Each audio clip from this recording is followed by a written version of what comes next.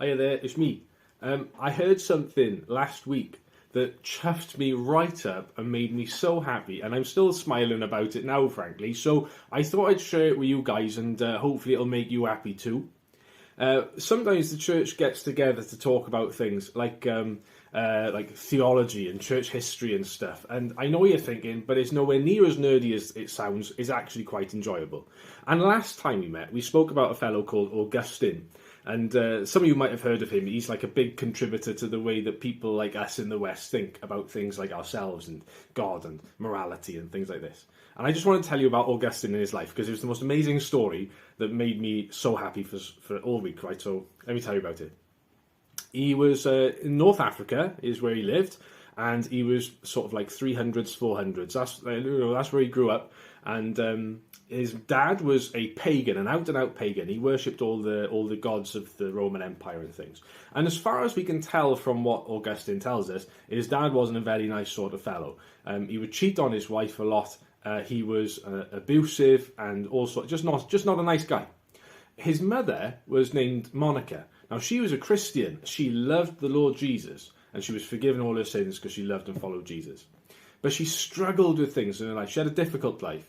She was a servant, and she was addicted as well to alcohol. She was an alcoholic, and she had a tough old time, not just with her husband then and her own addictions, but also like her children they were tearaways. Augustine was a top shelf lad. He loved whatever the world could give him. He would take life by the horns, and he would not let go. Whatever he could get in to satisfy himself, he would do it. So he loved alcohol, he loved lots of women, and he loved blood sports. That meant he would pay to go and watch someone kill someone else, and he would enjoy that. He just loved whatever life would give him. But he found that no matter how much he was taking from the world, and no matter what he filled up his mind and his heart with, he was always left more and more empty. The fuller he got with the world's stuff that life could give him, the more empty he felt. Then he was in his garden one day, and he heard over the wall a child singing a song. And they were singing, "Pick up and read, pick up and read." I know it sounds like a rubbish song. I don't know the rest of the song, just that little bit of the song, but whatever. So Augustine hears this, "Pick up and read." And nearby, he happens to have a copy of the book of Romans, which is from the Bible. And he picks up the book of Romans and he reads from Romans chapter 13, verses 13 and 14. It goes like this. "Let us walk properly, as in the day, not in revelry and drunkenness, not in lewdness and lust, not in strife and envy, but put on the Lord Jesus Christ, and make no provision for the flesh to fulfill its lusts."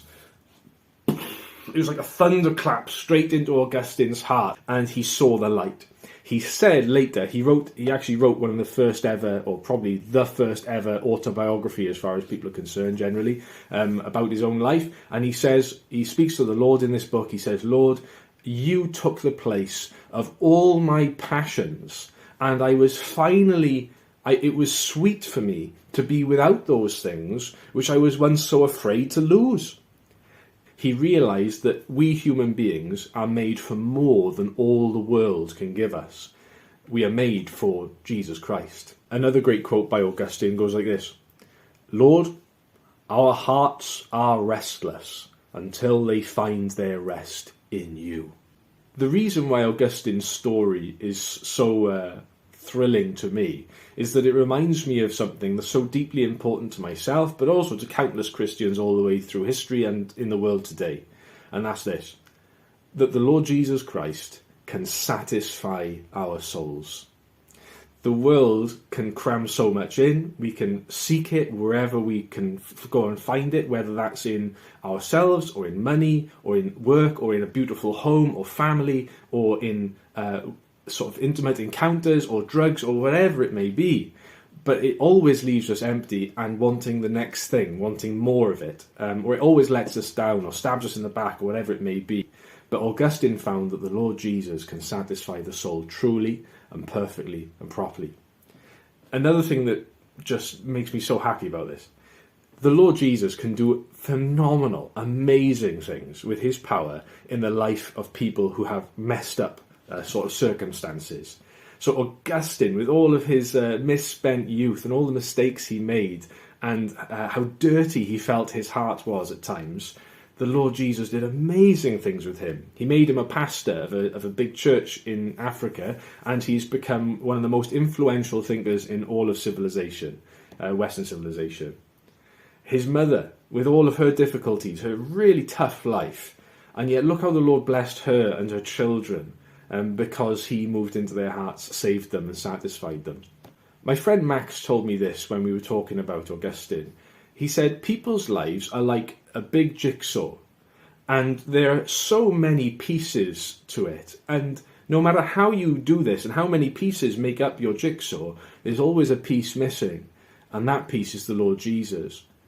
If you're finding that no matter what you take into yourself from the world, no matter what you seek, no matter how big or nice your house is, no matter how swollen your bank account is, no matter how well your children are doing, or how comfortable you may be, that you feel like there's always more, that your heart is empty or restless, what your heart is needing and wanting is to know the Lord Jesus Christ. He did it for Augustine, he did it for me, he's done it for millions of Christians and millions all over the world, and he can do it for you as well. So that's what's chuffed me up about Augustine, and I want to share it with you as well. Ta-ra, and God bless.